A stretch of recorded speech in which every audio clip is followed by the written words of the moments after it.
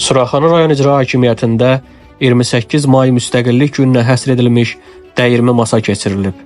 Tədbirdə rayon icra hakimiyyətinin başçısı Adil Əliyev, rayon icra hakimiyyəti başçısının müavinləri, şöbə müdirləri, qəsəbə inzibati ərazi dairəsi üzrə nümayəndələr, bələdiyyə sədrləri, rayonun idarə müəssisə rəhbərləri iştirak ediblər.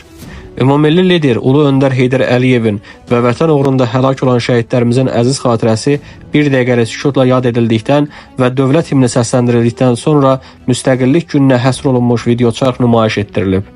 Rayon İcra Hakimiyyətinin başçısı Adil Əliyev çıxış edərək bildirib ki, 1918-ci il mayın 28-də İstiqlal bəyannaməsini imzalayan Azərbaycan Xalq Cümhuriyyəti ölkənin müstəqilliyini dünyaya bəyan etdi.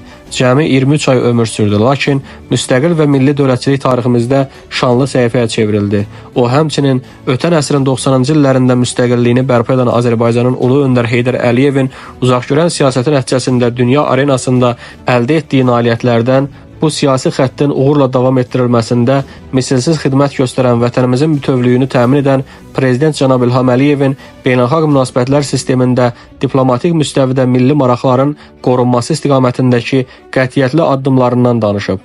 Rayon İcra Hakimiyyəti başçısı bildirib ki, ölkə başçımız cənab İlham Əliyevin müdrik rəhbərliyi sayəsində hazırda ərazi bütövlüyü və suverenliyi təmin edilmiş Azərbaycan beynəlxalq nüfuzu davamlı güclənməkdə olan qüdrətli dövlətə çevrilib.